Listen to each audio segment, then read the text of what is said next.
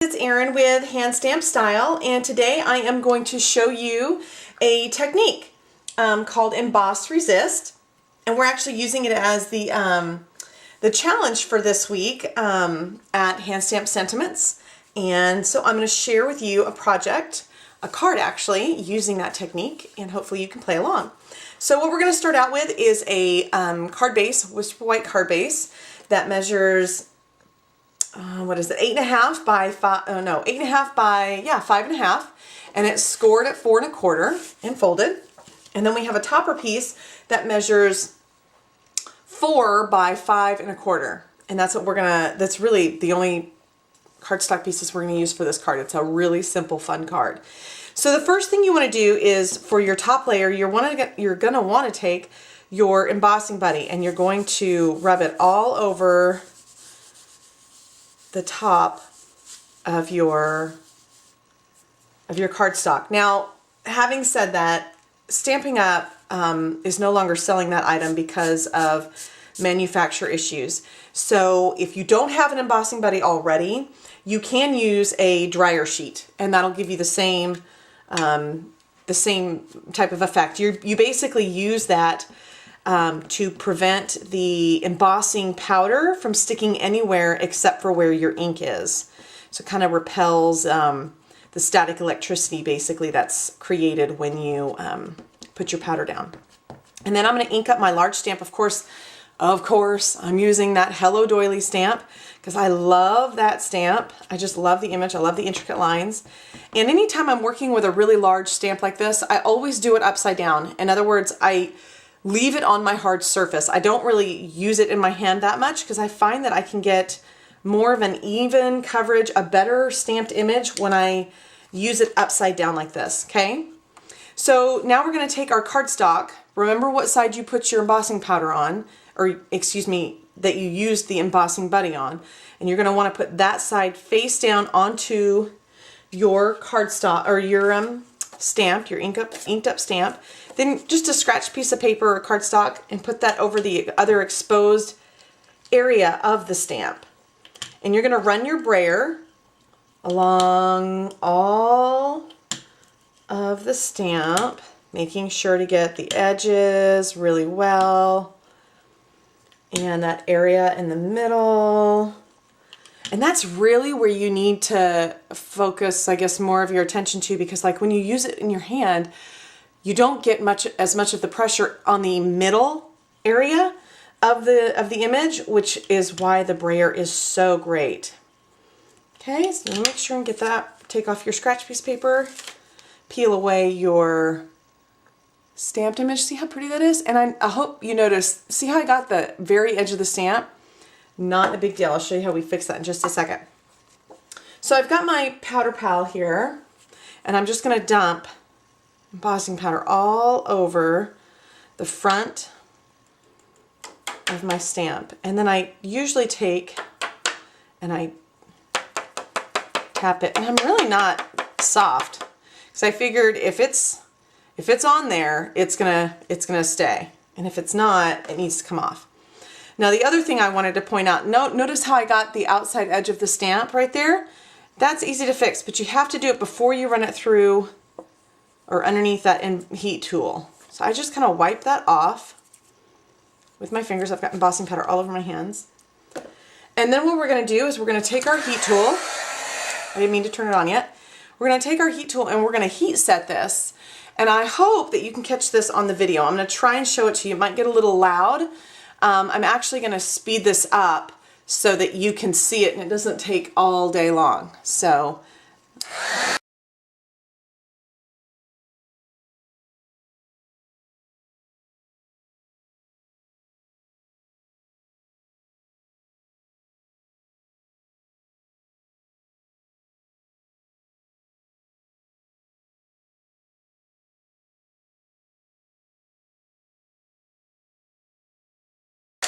okay, and there we go, easy as that. So did you notice how the color changed when it went from that dull, matte, powdery look to this shiny heat set? And one trick I tell people is when it gets to the point where you can actually touch the paper and it's not hot to your fingers anymore, then this is set enough to where it won't smudge and you can't ruin it. Okay, isn't that pretty? Another trick I'll teach you, if you've got a larger, more chunky type embossing powder to use, rather than blowing it on top like this, because sometimes that blows your embossing powder straight off your image, is I'll heat it from underneath. I'll heat the paper from underneath and it will still melt it, and it does a very nice job. You just kind of have to be careful that you don't burn the paper, because that can happen fairly easily sometimes. So now we've got our image here, and what we're going to do is I'm going to use that, where did I lay that down? I'm going to use that scratch piece of paper again along the sides here. And this is where we do the emboss resist. And what we're going to use is, I'm using So Saffron and Delightful, no, I never get the names right. Daffodil Delight as our colors today. Yellow happens to be my most favorite color. So I'm going to take the Daffodil Delight and use it in the center. And once you've embossed your image with either clear or white embossing powder, you're going to take your ink and you're just going to rub it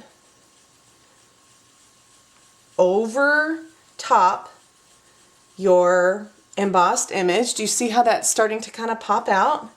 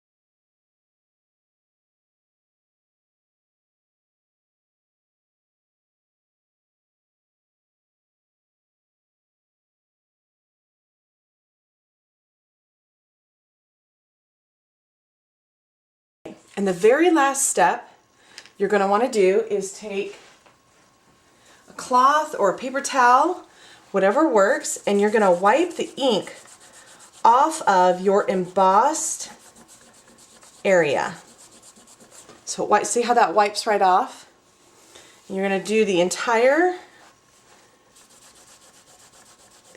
image and get all that ink off there so your stamped image really pops. Do you see how that pops out? Oh my gosh, that's so pretty. Okay, and then what we're going to do is we're just going to mount it. And what we're going to do that is we're going to take some dimensionals and we're just going to put a few dimensionals on the back. Now I'm going to use a few more than I normally would, just because the cardstock is a little bit more curved than it typically would be, of course. So I know you're probably freaking out about how many of these I'm putting on. But like I've said in earlier videos, I buy these things like crazy because I go through them like crazy.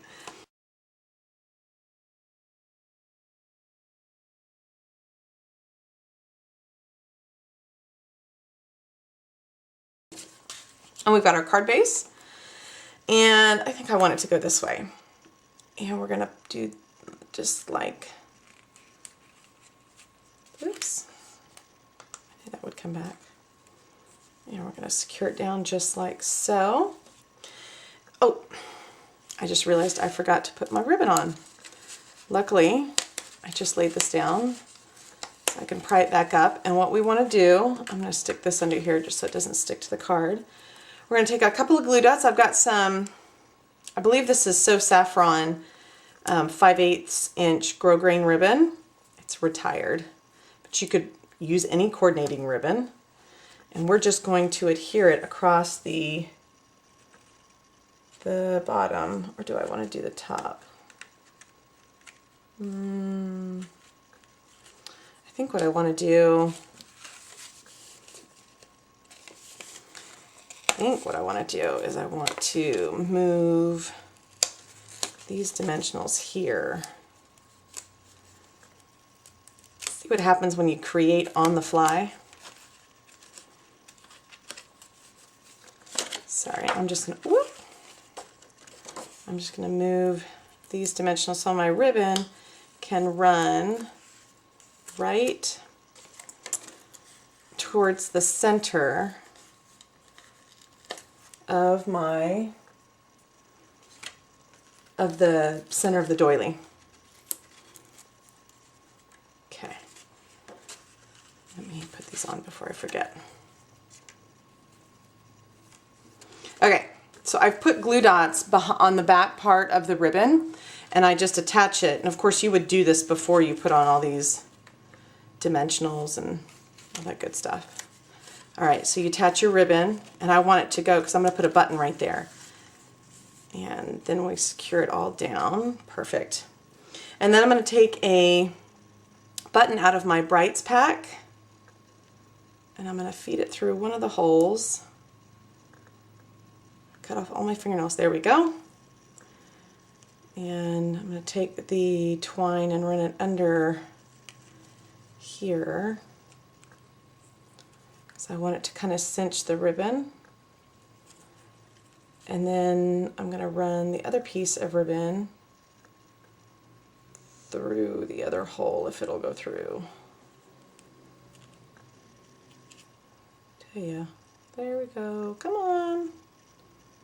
Come on. It doesn't want to all come. Let me cut this.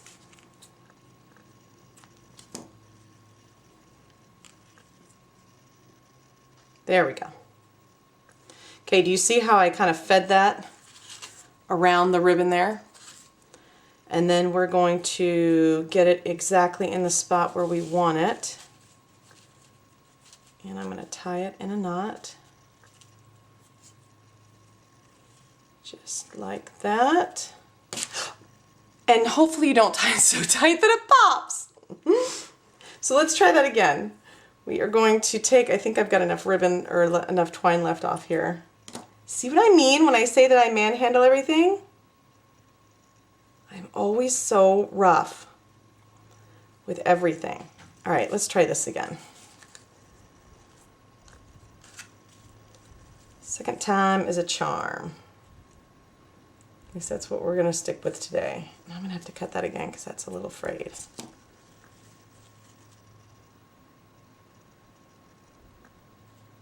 Come on. There we go.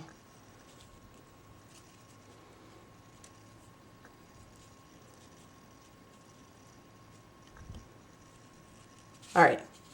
A little tug is plenty of strength. All right.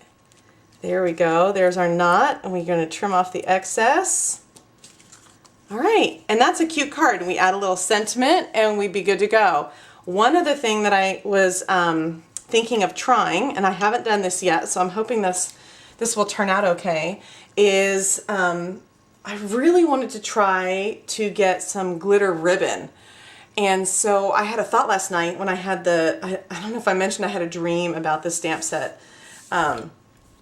And so, anyway, this is what I'm going to try.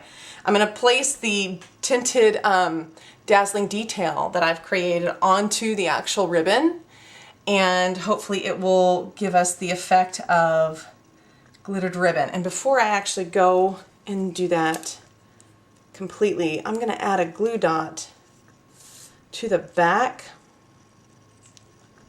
of this, so that it is secure down, there we go, to the card. I'm going to do one on both ends of the button so that it's not moving around on us. There we go. Okay, now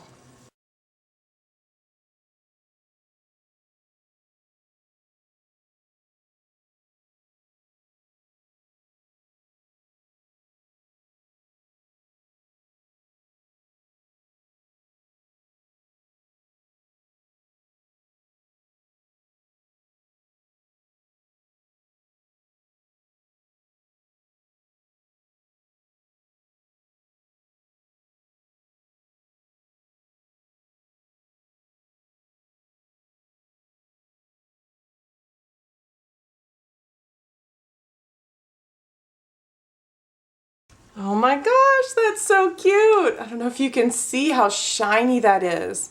And once that dries, that's going to be beautiful.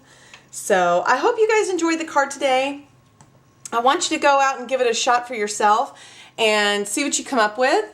It's a super easy technique, and I hope you play along with us over at Hand Stamp Sentiments. And you guys have a great day, and I will see you again very soon. Thanks. Bye-bye.